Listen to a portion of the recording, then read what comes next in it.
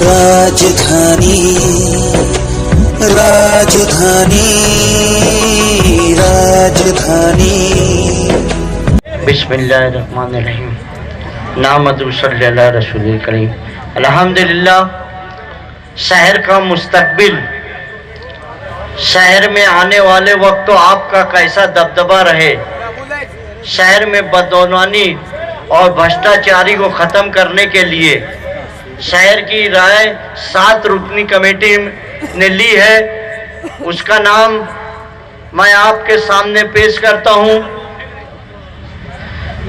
निहाल साहब की चहेती बेटी शान-हिंद निहाल अहमद साहिबा का सदारत के लिए जनता दल सेकुलर की तरफ से ऐलान किया जाता है।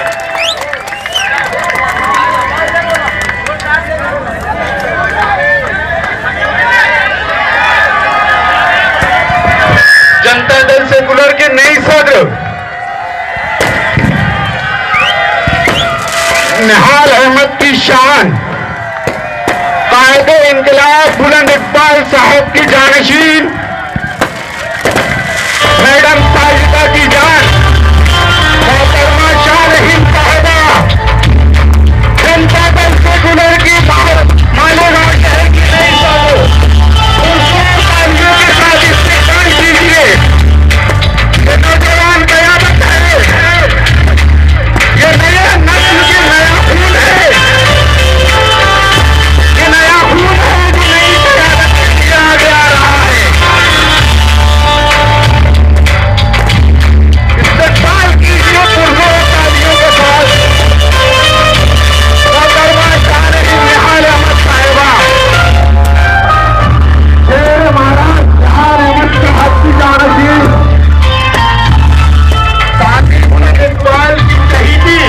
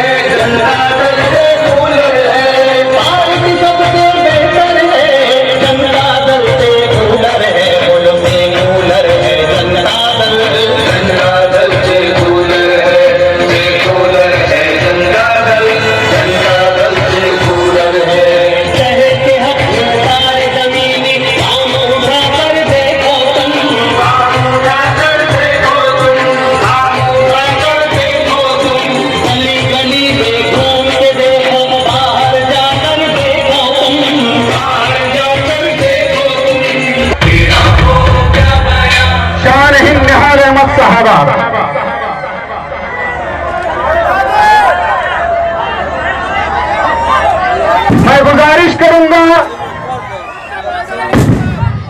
सभी लोगों से, सभी नौजवानों से, बराए करम स्टेज से अभी उतर जाएं, प्रोग्राम खत्म नहीं हुआ है।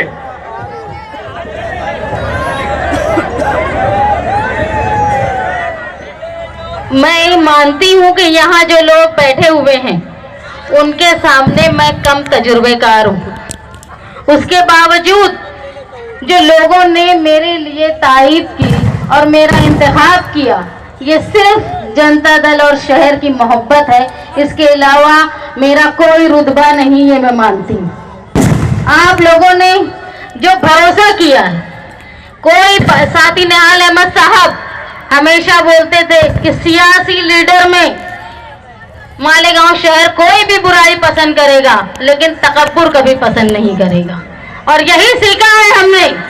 जनता दल कोई मैं से नहीं चलती, जनता दल मैं और आप हमसे चलती है और ये शहर भी हमसे चलेगा।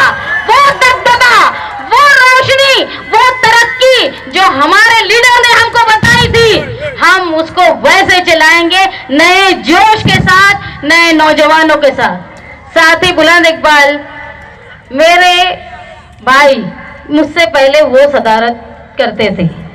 निहाल साहब के इंतकाल के बाद बुलंद इकबाल सदर बनी।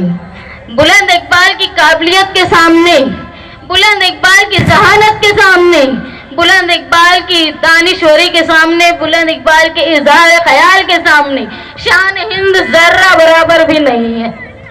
लेकिन उसके बावजूद आपने मेरा नाम पेश किया। मैं ये आप लोगों को साबित करके बताऊंगी कि मेरे नाम सिर्फ इसलिए मैं काबिल नहीं हूं कि मेरे आगे निहाल अहमद का नाम लगा है, मैं इसलिए काबिल हूं कि आप लोग मेरे साथ हो। जैसे आपने साथी निहाल अहमद साहब का साथ दिया, जैसे आपने बुलंद इकबाल का साथ दिया, बुलंद इकबाल के जो अधूरे काम थे, जो उनकी अधूरी ख्वाहिशात थी, वो जो जिन बातों पे काम कर रहे थे, उसी का समरा है कि आज इतनी तादाद में नौजवान यहाँ जमा है। ये सारी ताकत बुलंद इकबाल की थी और उनके साथियों की और आप वर्करों की, कि आपने कोशिश करके मालेगांव शहर में जो सियासत में लीडरशिप का खिला हुआ है उसको मुकम्मल करने के लिए कोशिश की। यहाँ नौजवान जमा हैं, यहाँ जो तजुर्बेकार बुजुर्ग लोग बैठे हैं, उनके तजुर्बे की हमको ज़रूरत है और ज़रूरत है आप नौजवानों के जोश की। सिर्फ व्हाट्सएप पे तनकीद कर लेने से या मजलिस में कोई आपस में बैठ के किसी सियासी पार्टी के खिलाफ तनकीद कर लेने पे तुम्हारे फर्ज नहीं खत्म होंगे। तुमको अगर शहर की तरक्की चाहिए तो अपनी काबिलियत को जाया मत करो। हम सब मिलके एक फ्रंट बनाकर, एक ताकत बना के नए मालेगांव का नक्शा बनाएंगे और हम यानी आप इंशाअल्लाह उस शहर को चलाएंगे। वैसे ही वो दबदबा वापस लाएंगे जो शहर अजीज का पहले हुआ करता था। ये हाल हो गया है कि हमारे शहर के हालात इतने खराब हो गए हैं कि इनके जो 22 साल पहले जो लोग बोला करते थे कि तब्दीली चाहिए, तरक्की चाहिए, 22 साल में क्या तरक्की हुई आप लोगों ने देखा। 22 साल में ये तरक्की हुई कि जिस सड़क से आप जुलूस लेकर या खुद आ रहे होंगे वो कहकहा लगा लगा के हंस रही होगी तरक्की के नाम पर। एक सड़क शहर में अच्छी नहीं है, पावर में लोग परेशान है, पावर की कटौती से परेशान है, नए टैक्सेस से परेशान। इन सब के खिलाफ हमको और आपको मिलकर लड़ना है। निहाल अहमद साहब का दौर आप लोगों ने देखा होगा, हाजी शब्बीर सेठ का दौर आपने देखा होगा, आयशा हकीम का दौर आपने देखा होगा, आपने देखा होगा खान साहब अब्दुल रहीम साहब का दौर, हारून अंसारी साहब का दौर, रजाक सेठ साहब का दौर।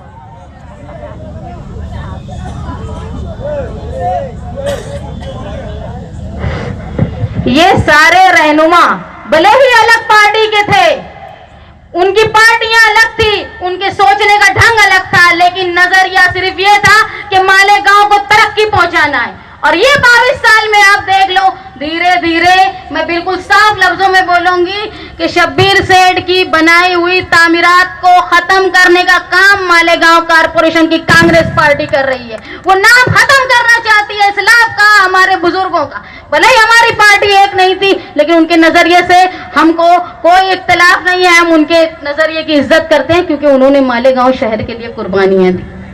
अगर आप और हम मिलकर हमारी पार्टी के लिए, हमारे शहर के लिए काम करेंगे, जो यहाँ पे तजुर्बेकार लोग बैठे हैं उनके तजुर्बे का फायदा उठाते हुए, आप नौजवान जो यहाँ आए हो, कई अंजुमन के लोग हैं, अदारों के लोग हैं, आप बहुत काबिल हो, आपको बहुत मालूमात है, लेकिन अपनी काबिलियत को ज़ाया मत करो। अपने शहर की तरक्की के लिए उसको इस्तेमाल करो। आओ हमारे साथ, हम ये शहर का एक नया नक्शा बनाएंगे और उस नक्शे पे खाका बनाकर हम इलेक्शन में उतरेंगे और आपकी चॉइस के हिसाब से हम उम्मीदवार भी देंगे और मंशूर भी आप लोगों की पसंद के मुताबिक बनाएंगे। यहाँ जो मुझे इतना बड़ा खिताब दिया गया, इतनी बड़ी जिम्मेदारी दी गई, इलेक्शन से पहले ये जिम्मेदारी का मतलब होता है कि कांटो भरा ताज।